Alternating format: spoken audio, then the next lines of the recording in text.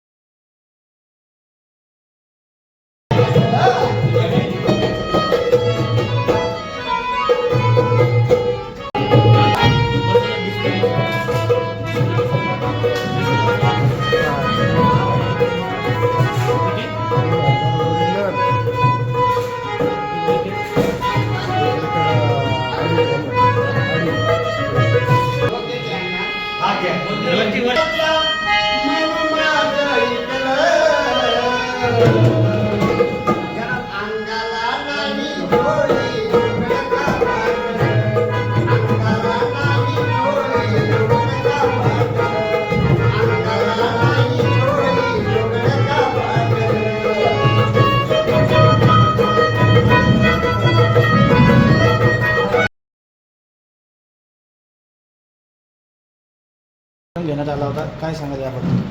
आजचा जो कार्यक्रम आहे ना, तो अण्णाभाऊ साठेची जयंती 1 तारखेला झाली। 15 ऑगस्टमध्ये 15 तारखेला वामनदादाची जयंती आहे।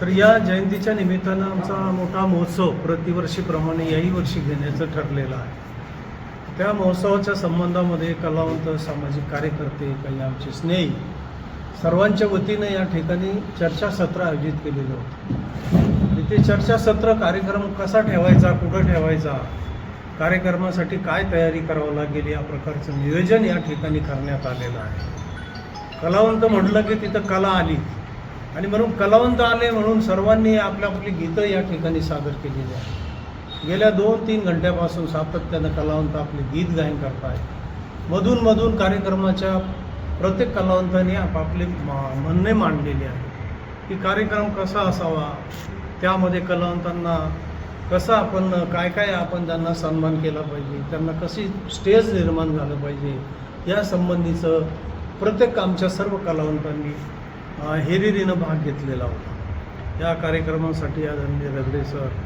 वगैरे सगळे नेते मंडळी या ठिकाणी हजर होते। क्रांती दलाचे शैलेंद्र मिसाळ होते, त्याचप्रमाणे अजून आमचे गिरे होते, त्याचप्रमाणे आमचे शाहीरमध्ये रामभाऊ निकाळजे, मीना साळवे, रामदास साळवे, आदरणीय अशोक बागोल ते वैजापूरहून या मिटिंगसाठी आलेले होते।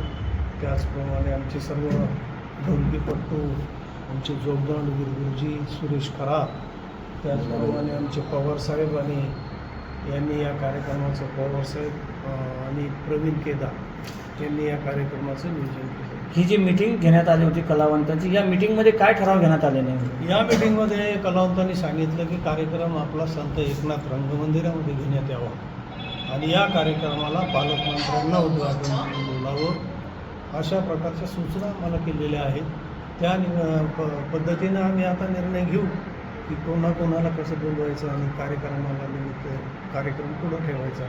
आणि साधारण 99% कार्यक्रम हा एकनाथ रंगमंदिरामध्येच यावर्षीचा जयंतीचा कार्यक्रम होईल। ही संयुक्त जयंती आहे। या जयंतीच्या माध्यमातून सर्व धर्म समभाव ही एक भावना आमच्या कलावंताच्या मनामध्ये आज दिसून आलेली आहे की चालू परिस्थितीमध्ये अण्णाभाऊ आणि वामनदादाची ही संयुक्त जयंती व्हायला पाहिजे। साधारणतः किती कलावंत यामध्ये सहभागी होणार आहेत आणि कुठून कलावंत इथे येतील? हा मेळावा साधारणतः महाराष्ट्र राज्याच्या अंतर्गत होईल। महाराष्ट्राच्या कानाकोपऱ्यातून कलावंत प्रतिवर्षी येत असतात आणि याही वर्षी आम्ही तसा प्रयत्न करणार आहोत की कलावंत मुंबई, पुणे, नागपूर आणि इकडं बुलढाणा, तर उस्मानाबाद वगैरे महाराष्ट्राच्या कानाकोपऱ्यातून कलावंत येतात आणि याही वर्षी येतील अशी अपेक्षा आहे।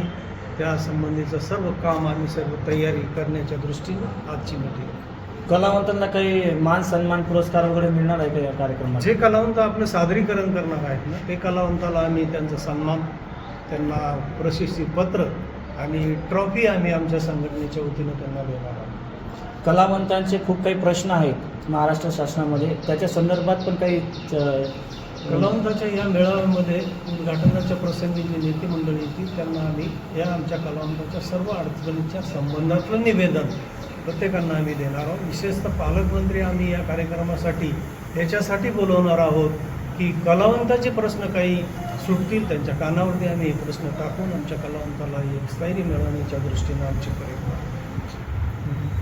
आपलं नाव सर? मी एकनाथ पुंजाजी त्रिभुवन, मी माजी सभापती आहे आणि कलावंताचा काँग्रेस पक्षाचा शेलचा आहे.